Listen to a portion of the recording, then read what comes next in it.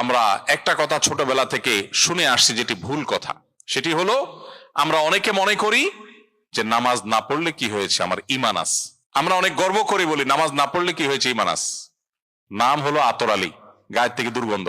এটা যেমন নাম মুসলমান, নামাজ পড়ে না, এটাও সেরকম। কোন অবস্থাতে নামাজ ত্যাগ ইসলামে অ্যালাউড না। আপনি লক্ষ্য করুন, নামাজ আপনি দাঁড়িয়ে পড়তে পারছেন না, ইসলাম বলে বসে পড়ো। বসে পড়তে পারছেন না, আল্লাহ বলেন শুয়ে পড়ো। শুয়ে শুয়ে আপনি হাত পা নাড়াতে পারছেন না, ইসলাম আপনাকে নির্দেশ করছে মনে মনে তুমি নামাজ আদায় করো। আপনাকে ওযু করে নামাজ পড়তে হবে, ওযু করতে পারছেন না, ইসলাম বলে তুমি তায়াম্মুম করো।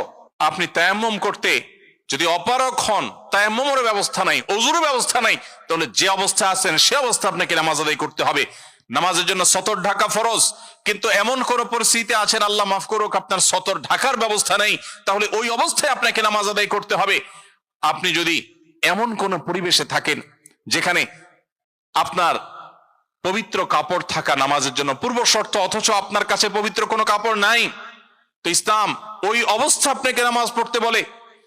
কেবলার দিকে ফিরে নামাজ পড়া ফরজ, কিন্তু কেবলা কোন দিকে আপনি জানেন না, জানার কোনো উপায় নাই, কাউকে জিজ্ঞেস করেও জানার ব্যবস্থা নেই, আপনার কম্পাসেরও সার্ভিস আপনার কাছে নাই, কোনোভাবে কেবলা নিরূপণ আপনি করতে পারছেন না। এই রকম পরিস্থিতিতে অনুমান করে এই দিকে কেবলা হতে পারে ধারণা করে সেই দিকে ফিরে নামাজ পড়তে হবে, তারপর আপনাকে নামাজ আদায় করতে হবে। ভাইরা আমার, নামাজের গুরুত্ব এত বেশি বুঝেছেন সাহাবা ইকরাম যে যুদ্ধের মধ্যে, রণাঙ্গনের মধ্যে পর্যন্ত তীর এসে লেগেছে পায়ে, কিন্তু নামাজ ছাড়েননি। ওমর রাদিয়াল্লাহু তাআলা আনহু খলিফাতুল মুসলিমিন, তিনি বলেছেন লা হাজ্জা ফিল ইসলাম লিমান তারাকাস সালাহ, যে ব্যক্তি নামাজ ছেড়ে দেয়, যে ব্যক্তি নামাজ পড়ে না, এর ইসলামে কোনো অংশ নাই, সে নিজেকে মুসলিম দাবি করবার কোনো অধিকার নেই। এই জন্য ভাইরা আমার, আপনি অন্য অনেক কিছুতে ছাড় পাবেন, রোজা রাখতে পারছেন না, আল্লাহ রাব্বুল আলামিন কোরআনে কারিমে বলেছেন ওয়া আলাল্লাযীনা ইউতীকুনাহু ফিদিয়াতু তুআমু মিসকিন। কিছু মানুষ রমজানে এমন অবস্থা আছেন যে এখন রোজা রাখতে পারছেন না, তাদেরকে আল্লাহ বলেছেন ফামান কানা মিনকুম মারিদান আও আলা সাফারিন ফাইদ্দাতুম মিন আইয়ামিন উখার।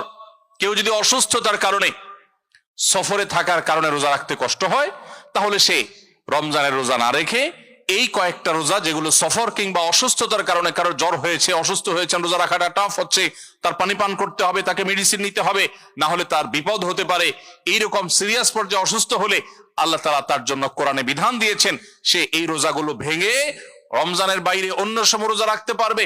আর যদি কারো রোজা রাখার ক্ষমতা একেবারে শেষ হয়ে যায়, ওয়ালাল্লাযীনা ইউতীকুনাহু ফিদিয়াতু তুআমু মিসকিন, কারো রোজা রাখার একেবারে ক্ষমতা নেই, তিনি অসুস্থ হয়ে পড়েছেন বা বার্ধক্যজনিত কষ্টে তিনি বয়সের শেষ প্রান্তে এসেছেন, রোজা রাখতে পারেন না, আর